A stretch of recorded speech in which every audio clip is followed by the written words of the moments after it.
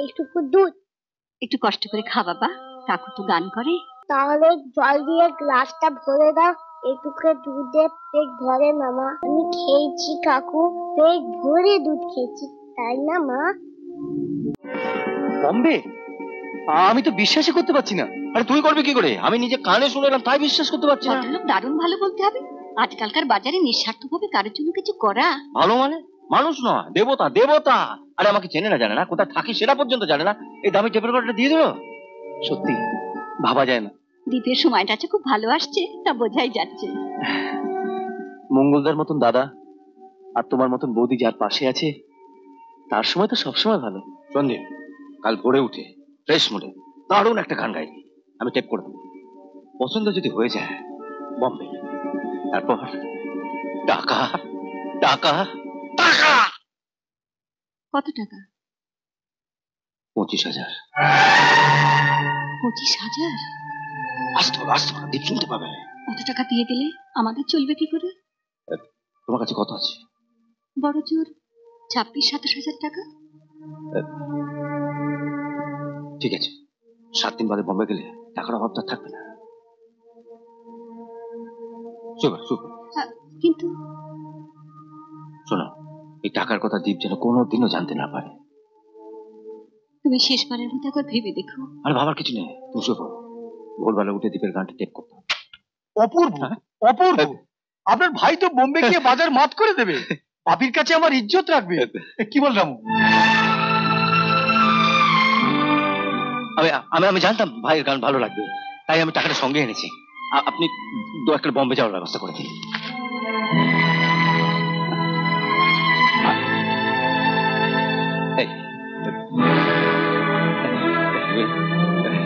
আমি বলছিলাম যে তো তাড়াতাড়ির কি আছে, মানে ধীরে সুস্থে। তুই থাম, শুভস্য শীঘ্র। এমন সুযোগ কি আর আসবে? কাল টাটাতে গিয়ে বন্ধুকে 15,000 টাকা দিয়ে পরশু দিন ফিরবো, তারপর টিকিট কেটে আপনি কিন্তু সব গুছিয়ে রাখবেন, রোববারই বেরোতে হবে। আমি যাই তাহলে। আর তর সইছে না বুঝি, কতক্ষণে ভাইকে গিয়ে সুখবরটা দেবেন? ঠিক আছে, যান। শনিবার কিন্তু এসে খবর নিয়ে যাবেন আমরা রোববার কখন বেরোবো। হ্যাঁ হ্যাঁ, আমি চলি। নমস্কার নমস্কার নমস্কার।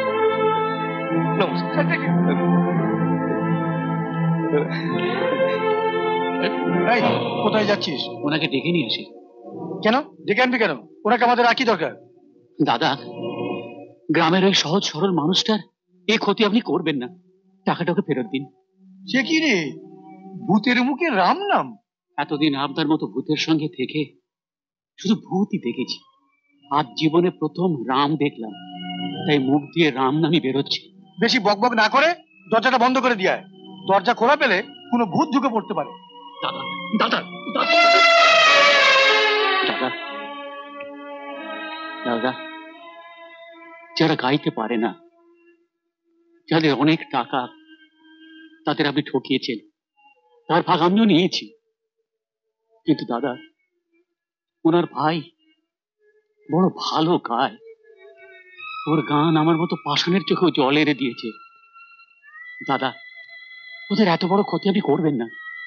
শুরুতেই এত বড় ধাক্কা খেলে ওর ভাই হয়তো আর কোনোদিনই গাইতে পারবে না। পারবে না তো আমাদের কি এসে যায়? নে ধর, গুনে নে, 5,000 আছে, সোজা দেশে চলে যায়। ও টাকা আপনার কাছে রেখে দিন। এই তোর একটা দোষ, বেশি টাকা দেখলেই ধানাই পানাই শুরু করে দিস। নে, আরো 100 টাকা দিচ্ছি, কলকাতা থেকে ছেলে মেয়ের জন্য মিষ্টি কিনে নিয়ে যা। ও টাকায় কেন মিষ্টি খেলে ওদের রক্ত বমি হবে দাদা। বাহ, মানুষ হয়ে গেলি দেখছি। হ্যাঁ দাদা, ওনার গান আমার মতো অমানুষকেও মানুষ করে দিয়েছে, শুধু আপনাকে কেন যে পারলো না। তাহলে টাকাটা নিবি না? না, শুধু আমার ভাগের 5,000 টাকাটা দিন, আর ওই 100 টাকা নিয়ে কোন ডাক্তারের কাছে যান। ডাক্তারের কাছে? হ্যাঁ, ডাক্তারকে আপনার গায়ের চামড়াটা পরীক্ষা করে দেখতে বলুন, ওটা মানুষের চামড়াই আছে না পশুর চামড়া হয়ে গেছে। দেব দেব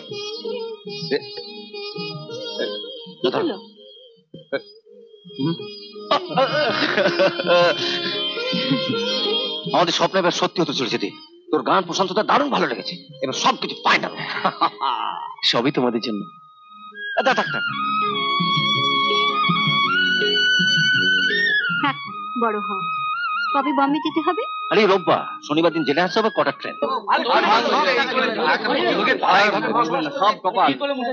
কি হয়েছে ভাই এখানে? আর বলবেন না মশাই, প্রশান্ত ভট্টাচার্য নামে এক চিটিং বাজ এই বাড়িতে থাক।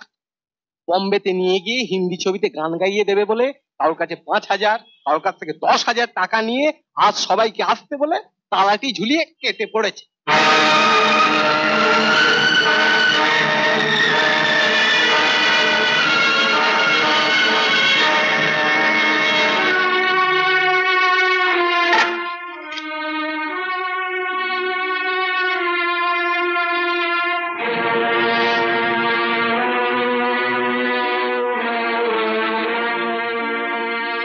কি গো, কি হয়েছে তোমার? দীপ কোথায়? রানাকে নিয়ে বেরিয়েছে। কিন্তু তোমার কি হয়েছে বলো তো? বাড়িতে এসেই বসে পড়লে।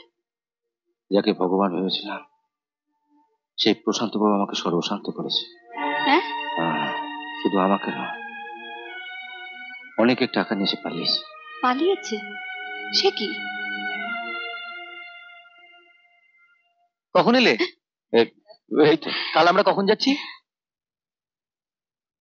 কাল মানে ওই তোর ওই এই কি হয়েছে জানিস? ওই প্রশান্ত বাবুর দেশের বাড়ি থেকে টেলিগ্রাম এসেছে, বুঝলি? তোর বাবার খুব শরীর খারাপ হয়েছে, উনি চলে গেছেন। ফিরে এলেই ওই আমি জানতাম, আমি জানতাম এমন কিছু হবে। তুমি যতই চেষ্টা করো মঙ্গলদা, কপাল তো আমার। শুধু শুধু জমি বাড়ি বিক্রি করলে। তার থেকে চলো গাঁয়ে ফিরে যাই। না, এভাবে মাথা নিচু করে আমি গ্রামে ফিরতে পারবো না। এখানে পড়ে থেকে বা কি হবে? যা টাকা পয়সা ছিল সবই তো শেষ হতে চলেছে। টাকার মধ্যে আছে 2খানা গয়না, তাও না হয় দ্বীপের জন্য দেবো, কিন্তু তারপর তারপর চলবে কি করে? দেখি কিছু একটা ব্যবস্থা হয়ে যায়। আমি বলছিলাম কি, দীপ তো সারাদিন বসেই থাকে, ও যদি চেষ্টা করে একটা চাকরি বাকরি কিছু। না, ওকে কি কলকাতা নিচে চাকরি করবার জন্য? চাকরি করতে হয় আমি করবো। ওর কাজ শুধু একটাই, গান গাওয়া।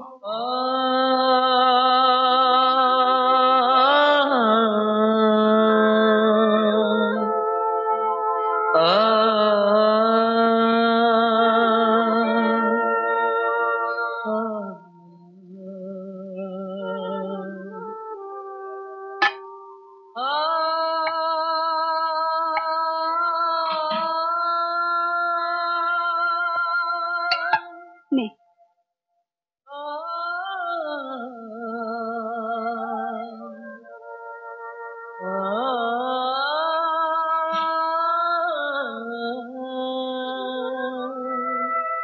কি হলো? খেয়ে নে। এইটুকু দুধ। একটু কষ্ট করে খা বাবা।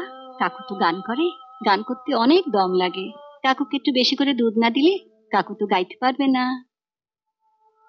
কাকু যখন মস্ত বড় গায়ক হবে, অনেক অনেক টাকা রোজগার করবে, বাড়ি হবে, গাড়ি হবে, তখন তুই যত ইচ্ছে দুধ খাবি, হরলিক্স খাবি। লক্ষ্মী শোনা আমার। তাহলে জল দিয়ে গ্লাসটা ভরে দাও, এইটুকু দুধে পেট ভরে মামা।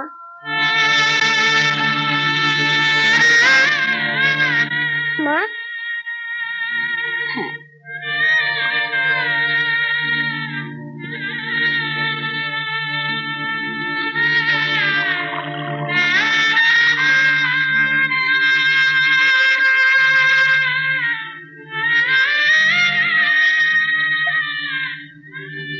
নে।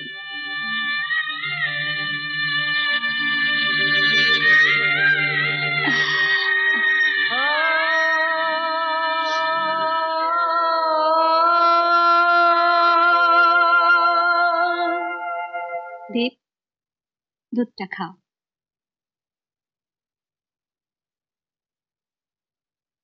রান্না খেয়েছে? আমি খেয়েছি কাকু, পেট ভরে দুধ খেয়েছি, তাই না মা? হ্যাঁ বাবা। তোমাকে বিশ্বাস নেই, ছেলেকে না খাইয়ে হয়তো আমাকে খাইয়ে দিল।